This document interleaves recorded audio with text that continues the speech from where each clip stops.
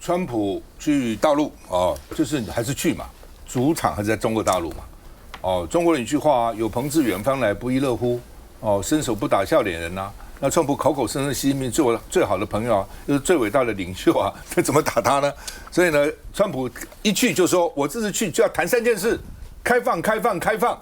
所以习近平说，中方大门只会越开越大，因为原来根本没有什么开嘛。那开一点也是开啊，越开越大是多少叫开呢？哦，也没讲了哈。那另外呢，因为这次带了很多高科技人去，所以呢，那以前美国是半导体绝对不能卖到大陆去。那老公也说呢，这个我也这个意思我可以自己发展我自己的，我也不一定要靠你哦。那这次到底会不会 AI 啊、半导体啊、供应链啊两边合作，也是它关键的话题了哈。路透社说，美国已经批准阿里、腾讯等10家大陆企业购买辉达的 H200晶片，哇，老沈要发了。好，那波音10年来，波音很绝啊，原来说要买500架，对不对？昨天波音跌了将近5%股价，原来以为波音会涨，结果跌了，为什么？因为呢，习近平说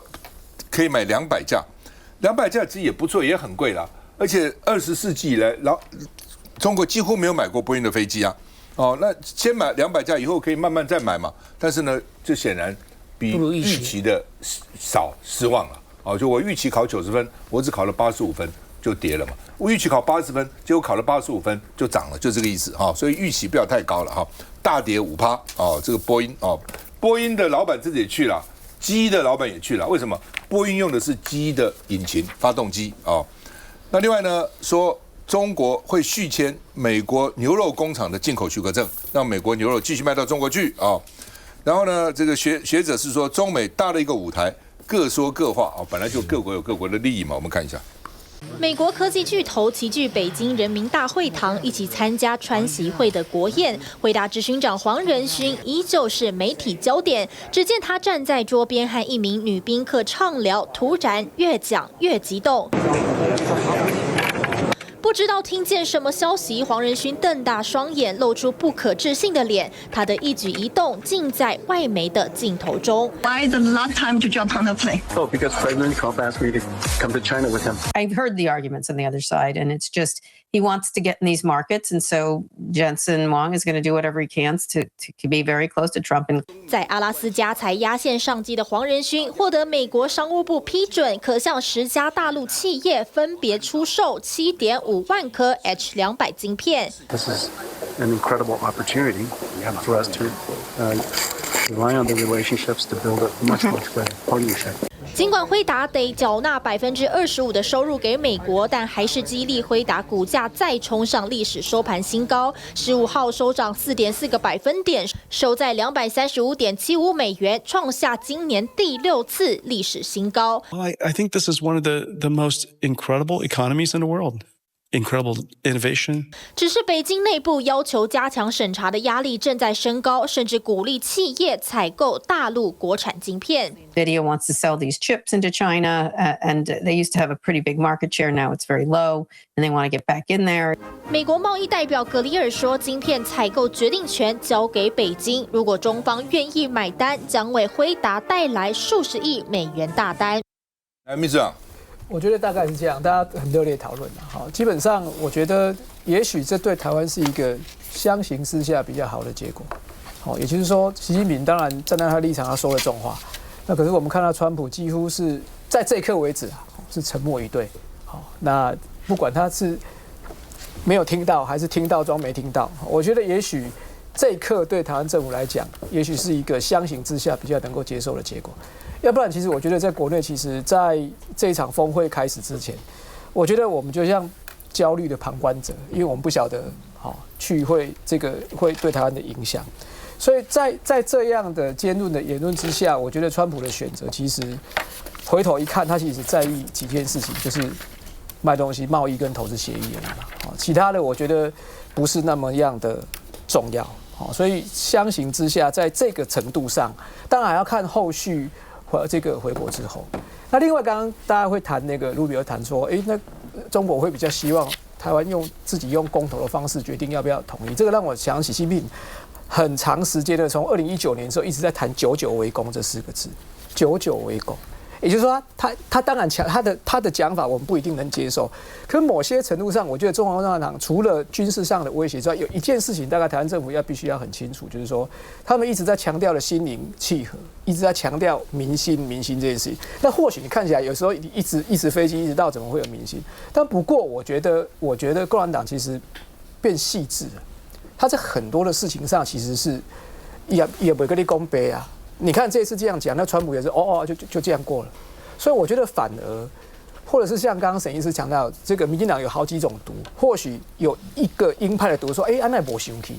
他生气，但都机会都来啊。可是我的奉劝其实没必要了，因为以现阶段这个状况来讲，这个台湾的状况其实经不起任何这样的挑战，好，所以我觉得反而这一刻。把自己的这种旁观的焦虑者的这个东西先拿掉之后，也许会比较心平气和来看这件事情。但我看到黄仁勋在这个宴会当中，也让我想起，其实这几年来的操作其实有点过头，就是让董仁熙表达对黄仁勋的肯定啊，尤其是沈大佬有指导我们那个股价，好，那他进来到北市科，这对台湾对台北来讲董仁今后，好，但是在这个时候他到北京去就没有人会骂他了，好，也许我觉得应该要比较平时来看，好。老沈现在最关心黄仁勋的动态，不是，没有关系。我怎么需要我关心呢？这老早已经定掉了。所以瀑布，你听我讲，昨天徐府是在本节目里头讲到，说黄仁勋在 Anchorage 半路上空军1号，这是最有戏剧性的一个节骨点。我同意，但是徐府后半的结论是错的，因为黄仁勋老早定调要卖，你不卖给他。我的市占率变成0，那卖给他，他会偷我的技巧，没有技术没有关系，我再往前跑让他追。是川普没有办法决定，所以黄仁勋不能登基。那后来川普说奇怪，黄仁勋没来，是因为我没有定调嘛，所以他定调了，说卖，所以呢就通知他你上来。所以是川普站边，黄仁勋本来就等好了，是这样才对啊。老沈辉煌的余生。就是靠黄仁勋了。来，李涛 ，NVIDIA 这个沈大佬对 NVIDIA 是专家。他低估我了，我的余生怎么是只有钱呢？好吧，你太小看我了。还有很多的价值。基本上这一次的川习会呢，这个其实是有喜有忧，但我必须讲忧是大幅高过于喜哦。喜我先讲，就像刚才大佬讲的，就是说2只大老虎就变2只鸽子，就算是老虎都可以坐下来谈，那也不错，没有修习底德的陷阱，然后变成鸽子，至少这个区域和平，2个大国之间不会造成冲突，至少区域看起来是有对话的可能性。就算是这个可以认识的魔鬼，也是比较稳健。刚才这个赵阿哥讲的，所以这是喜。然后呢，我今天早上因为总质询前面我就开始去看所有这个川普到各沙烏地阿拉伯去这个韩国下飞机，全部都是 YMCA。所以中国其实只是就是投其所好，也不是有什么特别，因为他去去这个沙烏地阿拉伯，去这个韩国，全部都是YMCA，也是蛮有趣的啦哈。那可是优的部分是真的，台湾我们认为在现在，如果当局还认为这样子的结果对他们来讲是一个非常好的讯号的话，那其实台湾非常危险的。第一个呢，在2月20号最高法院宣布川普的关税违宪之后，他有$1600亿的缺口，所以你可以看到他现在谈的是200架的波音飞机，还有牛肉的进口，这等于是中国给美国经济上的大单的头期款。那当然，你可以看到这次习近平很配合川普啦，所有农业州要什么牛肉，然后铁锈带要这个飞机、航空产业全部都买单。那所以可以看到，川普他当然是金钱大于价值，他已经定调了。第二件事情很夸张，因为过去美中在做这个科技大战。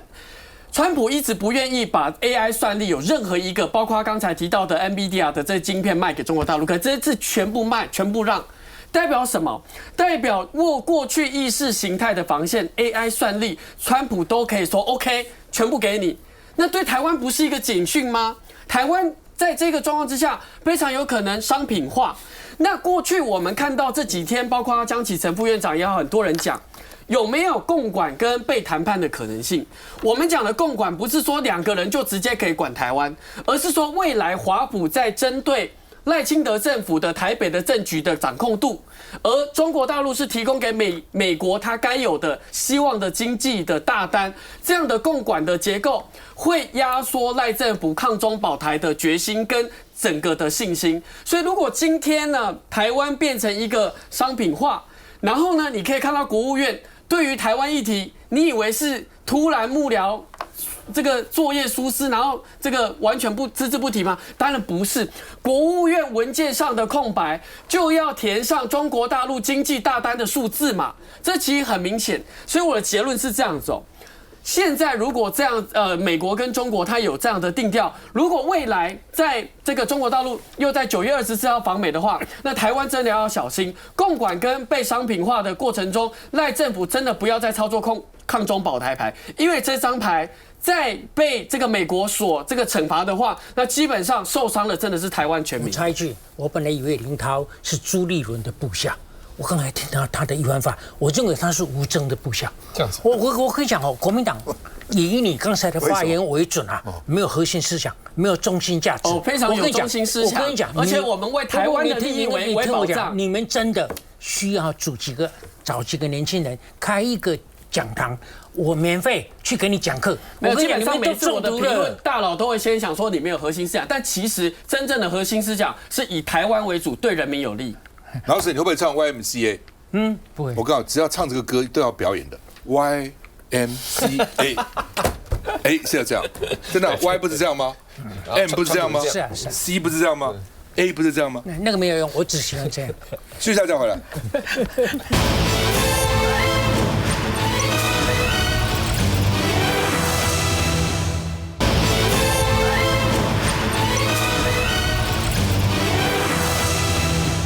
川普刚见了习近平，就习近平刚见了川普了。普丁要去中国大陆访问了。俄罗斯说，普丁即将访问中国大陆，在筹备中，很快就会公布日期，准备工作完成。所以呢，克里姆林宫的发言人说，我们在做收尾工作，就马上就宣布了那另外呢，大家以前都忘了俄乌战争了，还记得乌克兰吗？泽连斯基是谁？你还记得吗？说俄罗斯突然发动了1500多架无人机去打乌克兰，还有飞弹50几个飞弹，说是开战4年多开战以来最大规模的空中攻击。因为这个乌克兰现在它这个首都各个大都市已经没有防空避难设施了，所以大家只好躲在家里。那一旦这个家被毁了，这个建筑被毁了，就死在里面，好惨其实蛮惨的所以泽伦斯基说说呢，很多地铁、民用设施也都受损了，所以已经俄罗斯发射了1567架无人机，56枚飞弹，说蛮惨的。所以呢，而且攻击的地点也靠近北约的边境，所以北约多个国家也谴责，我再打就打到我们北约了，还得了吗？那另外呢，也凸显北约需要加强防空的能力了那这也是美国叫川普一直叫北约的，说你们自己好好防卫你们自己，我美国不要去了，我德国已经要撤掉5-6千人了。看一下，乌克兰首都基辅夜空响起爆炸声，美国总统川普人在北京，俄罗斯的飞弹还有无人机攻击却没有停。乌克兰总统泽伦斯基说，俄罗斯在1天之内就发射至少800架无人机，造成乌克兰6人死亡、数十人受伤，更指责莫斯科是在川普抵达北京的同时故意发动攻击。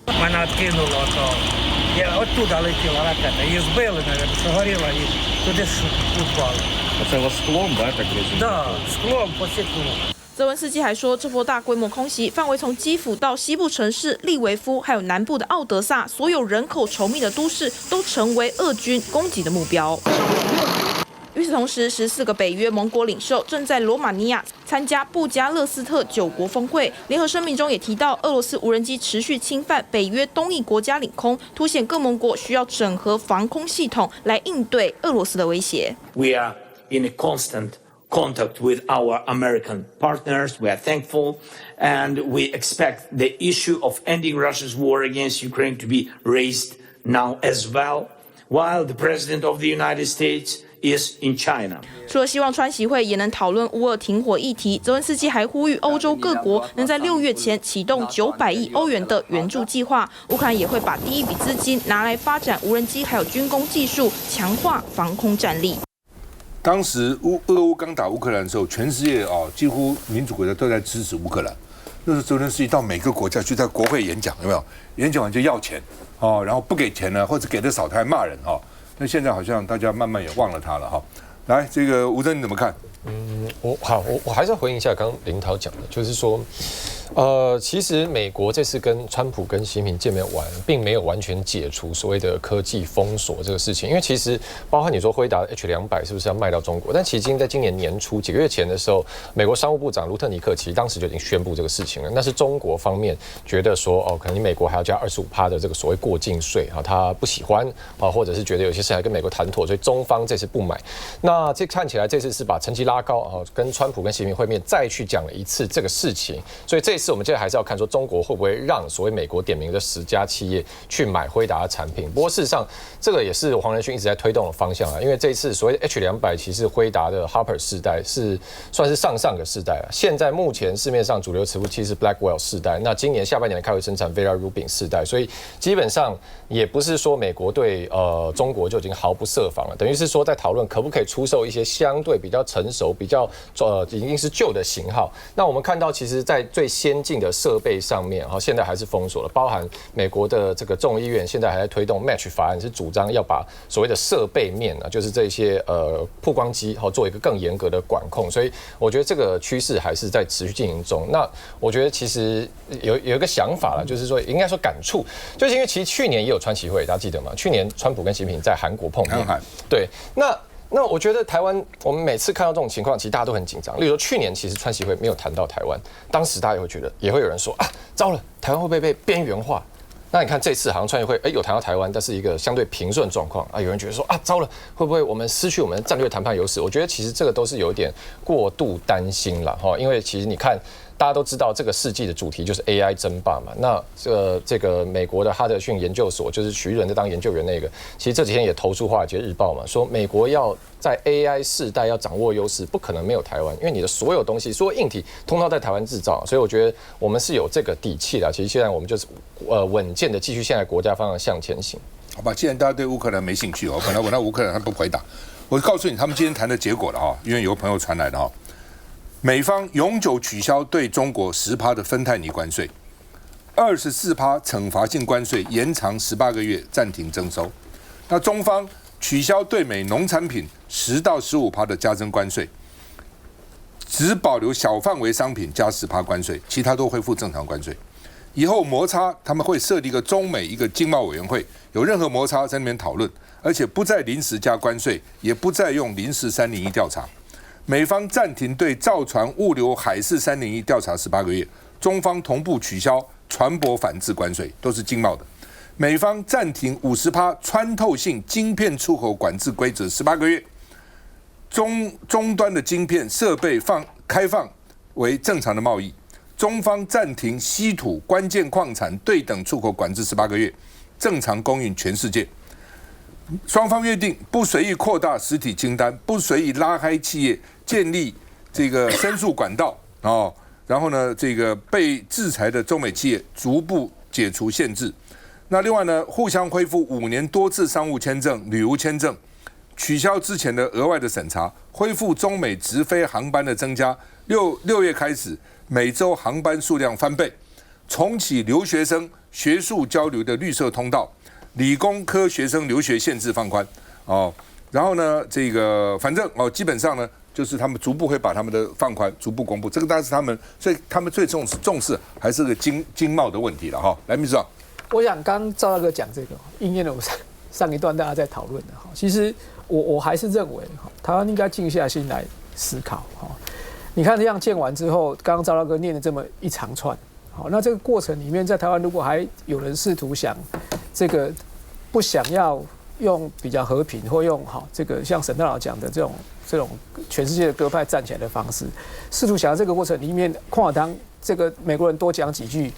台湾的好话，或者是说再骂得更凶，看起来不是嘛？看起来是我像跟我刚刚讲的一样，对于习近平而言，重点都不是咱啊，伊就拍条为勾刷的无啊。现在是一个完全是中美两个大国之间双方开放成那样的程度。我倒是比较担心的不是这个，而是我们的自己的对美那些东西，现在再来怎么办？这政府最近好像都不谈这些的。那再来一个是回到袁志刚讲的第二波的发价数，我现在很担心的，就是说，来呗。好，如果照这种走法，好，不是会不会来的问题，他只要玩1个月来，玩2个月来，好，那这个时候我就还好，就是大家这个中国国民党跟台湾民众党在立法院是这样通过。如果这一刻没有通过，你怎么可以有民进党累死？你怎么用这条黑热死？你看，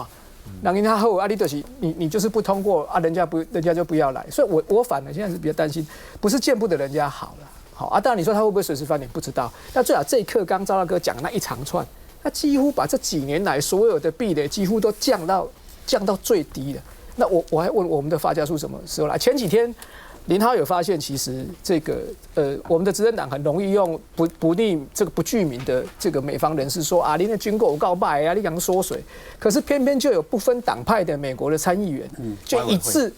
外委会一致要求川普说，你那个已经讲好，你赶快前一天要下来送140亿，赶快给人家。对，赶快不然你要买了赶快，人家都通过了，而且还赞扬说，不是跟他欧罗台湾民众党跟中国国民党哦，他说在台湾不分党派的朝野的领袖共同做出来的这个决定，那我们就应该要卖给人家。我现在反而担心的是，这种东西它多久、什么时候会来？我基本上为什么哈？那个时候，当然，如果你真的不买军购，我刚刚讲过，你也可以有理由说我不买了，是啊。但你既然要买了，那如果你这个时候呢，你按照你们国民党原来只有3800亿，把它这个都干掉，没有给他7800或8000亿。第一个，川普可以跟习近平讲说，不是我台湾自己都不要嘛，台湾自己立法院就否决了嘛。那习近平也跟川普讲说，你看人家台湾自己都不要，你干嘛卖他呢？那现在如果川普回去，如果他拖延不卖了，或是拖延到有人说到秋季才卖，那是美国的责任哦，那不是我们的责任。这就是 Holy God 仔，当时我讲的就这个意思嘛。对啊，所以很多人在怪我们说，你为什么要通过？为什么通过啊？你这么亲美？不是的，如果你当时不通过，现在他们很有理由就不卖你了。那好吧，那你说不卖就不卖嘛？那为什么大陆人那么在意呢？习近平为什么在意呢？国台办6次讲美国不能卖，他为什么能在意呢？他为什么在意？那你台湾真的说美国都不卖武器，你真的很高兴吗？你觉得可以吗？给你，你也不见得抵抗了，但是不给你，你真的觉得很好吗？休息再回来。